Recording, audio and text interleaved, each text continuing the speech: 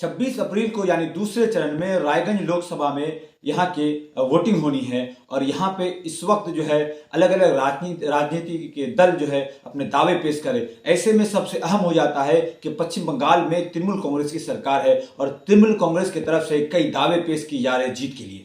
आइए हम जानने की कोशिश करते हैं रायगंज लोकसभा क्षेत्र में इस मर्तबा क्या रुझान रहेंगे और तृणमूल कांग्रेस के लीडर इस बार के चुनाव को लेकर क्या तैयारी है, क्या बीजेपी के इस गढ़ में अगर कहा जाए तृणमूल कांग्रेस सेंध लगा पाएगी कि नहीं, क्या तृणमूल कांग्रेस अपने जो डेवलपमेंट के वादे हैं उसको लेकर अवाम तक कितना पहुंच पाई है। ये तमाम सवालों के जवाब जानने के लिए हमने ग्वालपखर तृणमूल कांग्रेस के कई लीडरों से बात करने की कोशिश की है। सीधे तौर पर हम उनसे उनकी आपके रूबरू कराते हैं और उनसे जानने की कोशिश करते हैं कि इस बार 2024 के चुनाव में रायगंज लोकसभा में तृणमूल कांग्रेस की कितनी पकड़ मजबूत हो गई है। आप तृणमूल कांग्रेस के डिस्ट्रिक्ट लीडर हैं और काफ़ी दिनों से आपको देखा जा रहा है कि आप फिर से गायब हैं, तो क्या पार्टी के अंदर में कोई नाराजगी चल रही है क्या? नहीं, ऐसी बात नहीं है जो आप बोल रहे। देखिए, सबसे पहले आप जानते हैं कि मैं एक बिजनेसमैन हूँ, कपड़े का दुकानदार हूँ। आज 1993 से लेकर अब तक मेरा कंटिन्यू बिजनेस चल रहा है, दुकान चल रहा है। मैं खुद बैठता हूँ दुकान में। तो अभी रमजान का महीना था, इसलिए थोड़ा सा मैं बिजी था उधर। और मैं मंत्री साहब, हमारे ब्लॉक प्रेसिडेंट, हमारे सागर सभापति को बोल भी दिया था कि ईद के सुबह तक मैं फील्ड में उतर जाऊँगा। तो ठीक, मैं आज आप देख रहे हैं, आज मैं मीटिंग में पार्टी ऑफिस में भी गया था, मीटिंग में भी आया हूँ और काम भी कर रहा हूँ। ऐसा कोई गिला शिकवा नहीं है। नहीं, जैसे जैसे पार्टी के अंदर में जो हम लोग को जो अलग अलग जो सोर्सेज से उससे पता चला है कि क्योंकि 2006 से आप ब्लॉक प्रेसिडेंट थे 2014 तक मेरे ख्याल से, और उसी दरमियान में उसके बाद जो है जब कांग्रेस के विधायक आपको पार्टी में आते हैं तो उसके बाद जो है गुलाम रसूल साहब वो ब्लॉक प्रेसिडेंट बनते हैं। फिर इस बार जब ब्लॉक प्रेसिडेंट चेंज हुई तो आपको नहीं बनाया गया था, ऐसी भी कोई इसमें से कोई भी नाराजगी है क्या? नहीं, देखिए, जब हम टीएमसी में आए थे यहाँ ग्वालपखर में एक भी जीपी मेंबर नहीं था, कोई वोटर नहीं था, कोई छाप पहचानता भी नहीं था। ये सही बात है कि टीएमसी को बुनियाद हम यहाँ किए हैं, हमारे ग्वालपखर के लीडर्स को लेके, उन सब को बदौलत टीएमसी को हम लोग यहाँ पर आगाज किए हैं।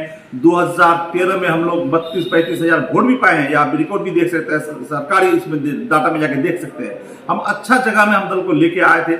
लेकिन उसके बाद जब हमारे डिस्ट्रिक्ट प्रेसिडेंट चेंज हो गया तो फिर हमारे ब्लॉक प्रेसिडेंट भी चेंज हो गया और शायद हमसे ज़्यादा काबिलियत उन लोग के अंदर में है, मेरे अंदर उतना काबिलियत नहीं था, इसलिए वजह से हमको वहाँ स्टॉप करके उन लोग को लाया है। जो अभी ब्लॉक प्रेसिडेंट बनाया है वो और भी नौजवान होनहार लीडर है, उसके अंदर काबिलियत ज़्यादा है, हुनर ज़्यादा है।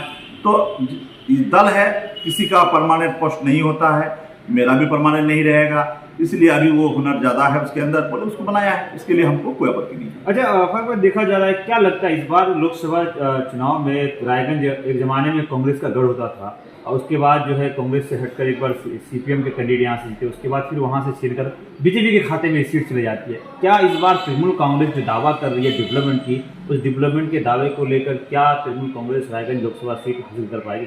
बिल्कुल, देखिए, इस बार की सिचुएशन बिल्कुल अलग थलग है, क्योंकि हमारे मोहतरमा ममता बनर्जी जो इस बार ऐसे काम किए, हमारे मंत्री जनाब गुलाम रब्बानी साहब, हमारे सागर सभापति मुनीदा, जो पब्लिक से जुड़े हुए हैं, जो हर घर में जाके लोगों को पूछते हैं, हमारे लीडर पूछते हैं, हमारे प्रधान मेंबर जितने सारे कैडर हैं, सबको हर किसी का घर में जाके ये पूछता है कि आपको कन्याश्री मिला है, आपको जो स्वास्थ्य साथी मिला है, आपको जितने सारे ममता बनर्जी का विकल्प चल रहा है, कोई अगर नहीं मिला है तो हम लोग फौरन वहीं से उसको लेके जिस ऑफिस में जाने की जरूरत पड़ता है हम लोग जाके उसका हर काम कराने की कोशिश कर रहे हैं। उसी बिना पर लोगों के दिल में ये ख्वाहिश है कि जो हम लोगों के लिए सोचता है, जो हम लोगों के लिए इतना कुछ कर रहा है, तो हम लोग उसको छोड़ के किसी और को क्यों वोट दे।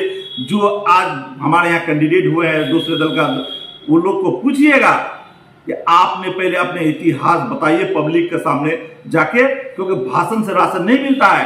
सिर्फ माइक पकड़ लेंगे, भाषण दे देंगे, उससे राशन मिलने वाला नहीं है। राशन लेने के लिए आदमी को जद्दोजहद करके ला के देना पड़ता है, तभी जाके वो आदमी पाता है। और उसी ममता बनर्जी को विकल्प को देखते हुए, स्कीम को देखते हुए उम्मीद है हमारा कि इस बार हमारे कैंडिडेट अच्छा खासा वोट से इंशाल्लाह जीतेगा। सर, कहा यह जाता है कि पूरे पश्चिम बंगाल की बात करें या फिर उत्तर दिनाजपुर जिले की बात करें, वहाँ पे जो है तृणमूल कांग्रेस में बेशुमार अगर कहा जाए अनगिनत नेता है, तो क्या पार्टी को ऐसा क्यों लग गया कि एक बीजेपी से जो एमएलए है उसको जब पार्टी में है उसको उम्मीदवार बनाए? क्या लीडरों की कमी नजर आ रही है ये अपोजिशन का कहना, और ये भी कहना आरोप है उनका कि ऐसा दिन आएगा कि जब अगर तृणमूल कांग्रेस के जो बीजेपी से जीतकर एमएलए थे रायगंज के, कल्याणी आपके जो अभी कैंडिडेट हैं, वो जीतने के बाद फिर आशा है कि वो बीजेपी में चले जाएं। तो इस ऐसे लोगों के सवालों का आप किस नज़रिए से देखते हैं?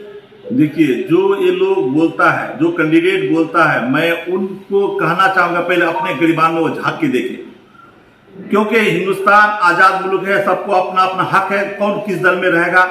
वो हमारे कृष्ण कल्याणी देखा कि उस जगह रह के वो पब्लिक के हित में कुछ कर नहीं पा रहा था, पब्लिक को कुछ दिला नहीं पा रहा था, कोई स्कीम कर नहीं पा रहा था। आदमी जिसके लिए उसको चुना था वो फैसिलिटी नहीं मिल रहा था। वहां हिंदू मुस्लिम जात भाई यही सब, राम मंदिर बाबरी मस्जिद हाबी जाबी लेके खाली उन लोग को सिखाया जाता था। ये उनको रास नहीं आया, बोल के वहां छोड़ के ममता बनर्जी को डेवलपमेंट को देखते हुए, उसके नेक इरादे को देखते हुए हमारे दल में आया है और हम लोग उसको टिकट दिए हैं। लेकिन जो ये सवाल उठाता है, चाहे वो कांग्रेस का लीमराज रम्स हो या फिर हमारे कलियागंज के बीजेपी के कैंडिडेट कार्तिक पाल हो, जरा उनसे भी पूछिएगा कि आप उसको कह रहे हैं कृष्ण कल्याणी को कि वो दल बदलू है। तो जनाब मैं कहना चाहूंगा, ये हमारे अलीमराज रब विक्टर कहां से आए हैं? वो क्या कांग्रेस का प्रोडक्ट है? वो भी तो फ्रॉड ब्लॉक का प्रोडक्ट ट्रांसफर होकर आया है कांग्रेस में। और कार्तिक पाल जो है वो भी तो टीएमसी के कैंडिडेट जीता हुआ, वहां का चेयरमैन बना था, वो भी तो टीएमसी से उठ के बीजेपी में गया है। तो वो लोग अपने गिरबान को झांक के नहीं देख रहा है, वो हमारे कृष्ण कल्याणी को देख रहा है। क्यों देख रहा है? कि उधर उन लोग का कुछ दाल गलने वाला है नहीं। सर, जैसे वो लोग टीएमसी में थे, कोई फ्रॉड ब्लॉक में कांग्रेस में आए, कोई टीएमसी में थे तो बीजेपी में आ गए, तो क्या आप ये मानते हैं कि आज कृष्ण कल्याणी टीएमसी में है तो वो बीजेपी में जाएंगे? सवाल ही नहीं आता। जो आदमी अपना बीजेपी का एमएलए को इस्तीफा दे के हमारे टीएमसी का एमपी का कैंडिडेट बना है, वो आदमी आपका कैसे दूसरी जगह जा सकता है? सवाल नहीं आता है। वो डेवलपमेंट करने के लिए यहाँ आए हैं। आप ही कह रहे हैं ना कि एक आदमी को अधिकार है, इंडिपेंडेंट है, देश आजाद है, कहीं भी पार्टी का अधिकार है, क्योंकि एक जगह था वो, इसलिए हम ये बात कर रहे हैं कि वो जगह उसको रास नहीं आया। वो देखा कि पब्लिक का हित का जगह नहीं है उस जगह में, उसमें जात भाव, ऊंचा नीचा, छोटी जात बड़ी जात, ये सब की बस की बात नहीं है। ठीक उसी तरह से ये आजाद उम्मीदवार है, ये चाहता है कि हम थोड़ा सा ममता बनर्जी के नेतृत्व में रह के अवामों के लिए कुछ करें, जिसकी वजह से वो हमारे दल के आए। क्या लगता है तृणमूल कांग्रेस गोपालपुर विधानसभा से कितने वोट लीड करेगी?